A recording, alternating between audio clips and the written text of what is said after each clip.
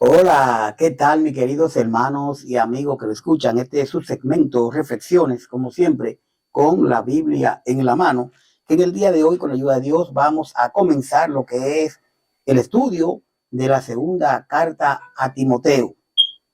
Recordamos que estudiamos ya la primera carta, donde usted ahí en YouTube puede buscar lo que es la primera carta a Timoteo en el canal Sigamos con Jesús, ¿verdad? Ahí todos los estudios que hacemos, pues lo estampamos ahí en el canal y usted puede pues, disfrutar de ello. Hoy nos toca la segunda carta a Timoteo. Mire, la segunda carta a Timoteo, el autor es el mismo del primero, Pablo. Entonces, esta carta fue dirigida ¿a quién? A Timoteo, en la fecha 66-67 después de Cristo, aproximadamente. Los temas que trata esta carta es la dedicación al ministerio, animar a Timoteo a permanecer fiel aún en medio del sufrimiento. Y la clave que podemos ver es la lucha, encomienda e instruye. Pablo escribió esta segunda carta desde la prisión en Roma, donde aguardaba su ejecución aproximadamente en el 67 después de Cristo. Timoteo se había convertido con el ministerio de Pablo y fue su compañero en los viajes misioneros. Pablo le escribe nuevamente como su padre y mentor espiritual. Las iglesias de Asia de, se habían apartado de la causa de Cristo y habían caído en el legalismo. O sea, legalismo, tendencia o actitud de quien antepone a todo la aplicación estricta de las leyes. Pablo insta a Timoteo a luchar y a mantenerse fiel en esta etapa de apostasía, cuando los cristianos serán perseguidos y algunos abandonarán la verdad.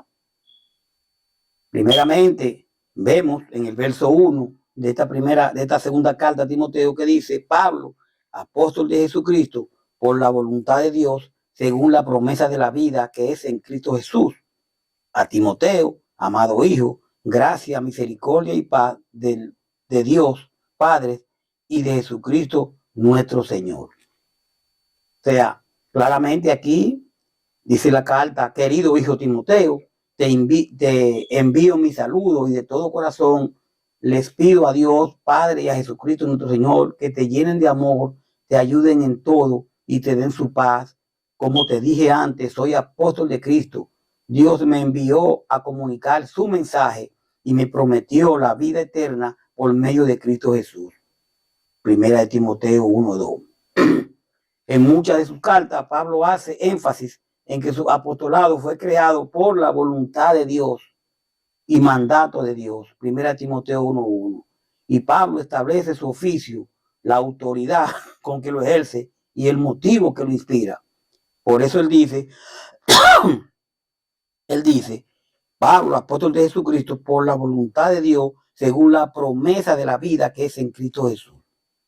Entonces, comienza eh, el verso el verso 3 de esta manera. Mire cómo comienza el verso 3.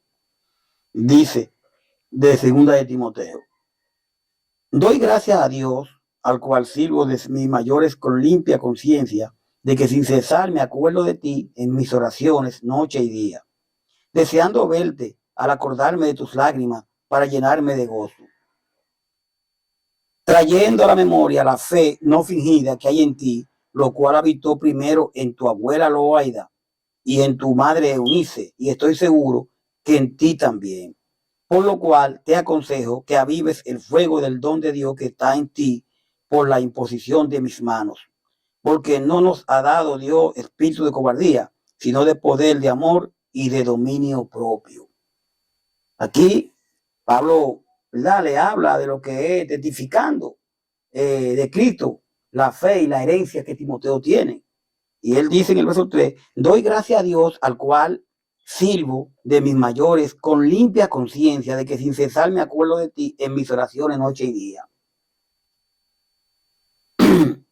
Mi familiar y yo hemos servido a Dios y nadie puede acusarnos de nada malo. Siempre que oro, ya sea de día o de noche, te acuerdo y te doy gracias, te recuerdo y te doy gracias y doy gracias a Dios por ti. Romanos 1, 8 y 9, 1 Tesalonicenses 1, 2, 21, Hechos 20, 37. Como judío, Pablo había sido educado en la fe, en el verdadero Dios y en la manera apropiada de adorarle. Cuando se convirtió a Cristo, no abandonó esa enseñanza, pero descubrió que el judaísmo ya había cumplido su misión. Y esto es muy importante en el día de hoy nosotros. Nosotros debemos entender que nosotros estamos, ¿verdad?, enseñados, ¿verdad?, en el Evangelio de Cristo a través de los apóstoles y que la ley ya cumplió su misión y que hoy en día estamos en la gracia. Por lo tanto, todos aquellos preceptos de la ley, ya nosotros no estamos bajo de ellos, sino bajo la ley de Cristo. Y eso es muy importante entenderlo. Por eso, cuando Pablo se convirtió a Cristo, no abandonó esa enseñanza, la enseñanza que ya se le había dado, pero, aquí está el pero, descubrió que el judaísmo ya había cumplido su misión. Entonces dice el 4, deseando verte al acordarme de tus lágrimas, para llenarme de gozo. O sea, cada vez que me acuerdo de cómo lloraste y te pusiste triste, me dan más ganas de verte. ¿Cómo me alegraría eso? Segunda de Timoteo 4:9. Dice el 5, trayendo a la memoria la fe no fingida que hay en ti, la cual habitó primero en tu abuela Loaida y en tu madre Eunice, y estoy seguro que en ti también. Pablo le dice que su abuela Loaida y su madre Eunice confiaron sinceramente en Dios. Y cuando me acuerdo de ti, me siento seguro de que también tú tienes esa misma confianza. Primera de Timoteo 1:5, Hechos 16:1. Haber sido criado en la fe cristiana y disfrutado una atmósfera de espiritualidad en la familia constituyen decisivas ventajas. Eunice, su madre, y Loaida, su abuela, comunicaron su fe al joven colaborador de Pablo. Y yo digo que hay algunas ciertas ventajas, si se puede llamar así, de aquellos que se han criado en el Evangelio totalmente, con personas cristianas fielmente. Porque esas personas no pasan tantas vicisitudes como pasan aquellos, o pasamos aquellos que no nos criamos en el Evangelio.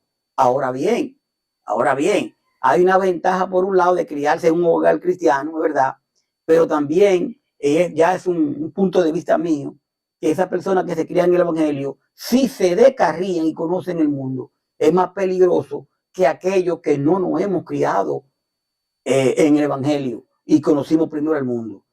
¿Por qué? Porque podría ser que ya al conocer el mundo, ya yo no quería volver. Pero aquellos que no conocen, que se han creado en el Evangelio y caen, ¿verdad? Sinceramente que es un poquito complejo, diría yo, pero simplemente lo que hay que hacer es obedecer la palabra de Dios. Cuando se obedece la palabra de Dios, ni el que se crió dentro del Evangelio, ni el que no se crió dentro del Evangelio, después que llegan al Evangelio, es difícil que vuelvan atrás por haber conocido a Dios, por haber conocido su palabra. Y por eso dice Pablo le dice, ¿verdad? Trayendo la memoria la fe no fingida que hay en ti, la fe no fingida, la cual habitó primero en tu abuela y en tu madre, y estoy seguro que en ti también. Ya tú tienes la fe plantada. Entonces, haber sido criado en la fe cristiana y disfrutado una atmósfera de espiritualidad en la familia constituyen decisivas ventajas. Eunice, su madre, y Loaida, su abuela, comunicaron su fe al joven colaborador de Pablo. Dice el verso 6 de segunda de Timoteo 1, por lo cual te aconsejo que avives, y esta palabra es muy importante, que avive el fuego del don de Dios que está en ti por la imposición de mis manos. A Timoteo le fue impuesta la mano por Pablo, pero Pablo era un apóstol. Los apóstoles tenían autoridad para la imposición de manos. Hoy en día ya no hay imposición de manos. A veces veo a personas imponiendo manos a otros y yo digo, wow, realmente cuando se conoce bien la palabra, ya entendemos que no hay ninguna autoridad para la imposición de manos. Avive la imposición de mis manos. Por eso te recomiendo, dice el 6, que no dejes de usar esa capacidad especial que Dios te dio cuando puse mi mano sobre tu cabeza. Porque cuando los apóstoles imponían la mano a alguien, significaba impartir autoridad, identificación, aprobación como líder. Usted puede ver a Números 27, 18 al 23, Hechos 13, 2 y 3. Aquí Pablo se refiere al tiempo cuando en 2 Timoteo 1:6 y a los ancianos de la iglesia de Listra ordenaron a Timoteo, le impusieron la mano. 1 Timoteo 5:22, Hechos 6:6. Importante saber que cabe mencionar que la autoridad de la imposición de las manos solo era dada a los apóstoles y a quienes ellos se la imponían. Hoy en día ese ministerio no es posible, ya que ellos murieron. Los apóstoles eran que tenían la autoridad de la imposición de manos. Ya ellos murieron, ya ese ministerio no existe. Ahora, la palabra avive, que yo que le dije que íbamos a ver, por lo cual te aconsejo que avive el fuego del don de Dios. Avive, la iniciativa para mantener vivo el fuego del alma está en manos de quien recibe la fe. Este principio se aplica a todos los creyentes. De ahí que Pablo insta a Timoteo a poner en acción todos los recursos espirituales de que ha sido dotado por el ministerio.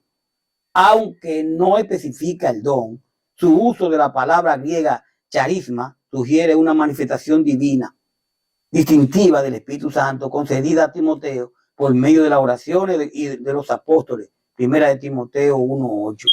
Dice el verso 7, ya terminando, dice, por lo cual el 7, porque no nos ha dado Dios espíritu de cobardía, sino de poder en el amor y el dominio propio. Porque el Espíritu de Dios no nos hace cobarde. Al contrario, nos da poder para amar a los demás y nos fortalece para que podamos vivir una buena vida cristiana. Romanos 8:15, Juan 14:27. Posiblemente a causa de su juventud o modo natural de ser, Timoteo era algo tímido o cobarde y puede que haya rehusado aceptar grandes responsabilidades. Está dentro de lo que las posibilidades. En estos versículos 6 y 7, Pablo les recuerda que la plenitud del Espíritu Santo y los dones que éste provee dan suficiente poder para ejercer el ministerio. Timoteo, a pesar de ser joven, ¿verdad?, se le había impuesto la mano, tenía ya cierto grado de autoridad y podía hacer muchas cosas, pero había que, Pablo le está realmente diciendo todo lo que puede hacer. Vamos a dejarlo ahí por el día de hoy para venir con el verso 8, que nos habla de que Pablo le dice, no te avergüences del evangelio. Si tú tienes temor, si tú tienes esto, y tú eres muy joven, no te avergüences del evangelio. Vamos a dejarlo ahí por el día de hoy. Le damos las gracias porque comenzamos ya 2 Timoteo. Ya usted vio que pasamos primera. Gracias a Dios, ahora estamos en el 2 Timoteo 1. Leímos del 1 al 7. Vuelva y repítalo, chequelo, ¿verdad? Corrobore con su Biblia. Todo lo que hemos dicho, lo hemos dicho de la palabra. Simplemente hemos usado la Biblia, no de lo que yo creo, sino lo que está aquí. Y usted también puede verificar todo. Recordemos que conoceréis la verdad y la verdad os hará libre. Gracias por su sintonía. Espero que esté en el próximo estudio que vamos a venir con lo que es no te avergüences del evangelio, donde Pablo le dice a Timoteo. Paz de Dios. Hasta la próxima. Bye bye. Sigamos con Jesús.